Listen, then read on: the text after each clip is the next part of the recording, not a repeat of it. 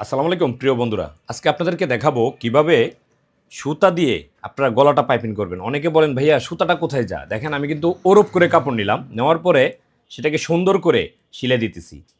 তো আপনারা অবশ্যই সিঙ্গেল ফিট ব্যবহার করবেন। দেখেন আমি কিন্তু এই গলা পাইপিংটা আপনাদের অনেক দেখাইছি। কিন্তু আজকে এই ভিডিওতে একটু ভিন্ন রকম করে দেখাবো। সেটা হচ্ছে একদম সহজভাবে দেখেন। আমি পাইপিংটা তৈরি করে নেওয়ার পরে গলাতে আগে বসিয়ে নেব। অনেকে কমেন্ট করেন, "ভাইয়া গলাতে না বসালে ফিউজিং এ বসালে হয় না?" হয়, সবভাবেই হয়। কিন্তু আপনি আপনার মতো করেন, সমস্যা নাই। আমি আমার মতো করলাম। আপনি বুঝে করতে থাকেন।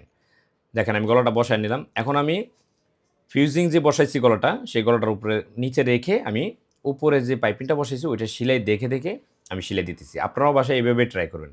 যারা পারেন তারা পারেনি। তারা অবশ্যই এই ভিডিওটা স্কিপ করে চলে যাবেন। আর যারা না পারেন নতুনদের জন্য এই ভিডিওটা। দেখেন আমি একটু চাকান দিয়ে নিতেছি অর্থাৎ কাটিং করে নিলাম। এখন একটা টপসিন দিয়ে দেবো ভিতরের সাইডে। তো আপনারাও এই ভিডিও থেকে সহজভাবে শিখে নিতে পারেন। আর আমাদের এই ধরনের ভিডিওগুলো যদি আপনাদের কাছে একটু উপকার হয়, অবশ্যই একটু লাইক, কমেন্ট, শেয়ার করে পাশে থাকবেন। আর সবসময় নিত্য নতুন ভিডিও পাবেন।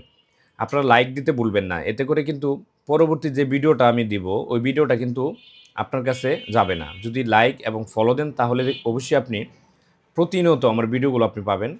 আর দেখেন আমি কিন্তু এখন কাঠটা জোড়া দিতেছি। অনেকে বলেন, "ভাইয়া পাইপিং করা কাঠটা কিভাবে জোড়া দিতে হয়?" দেখেন আমি কিন্তু কাঠটা জোড়া দিয়ে দিলাম।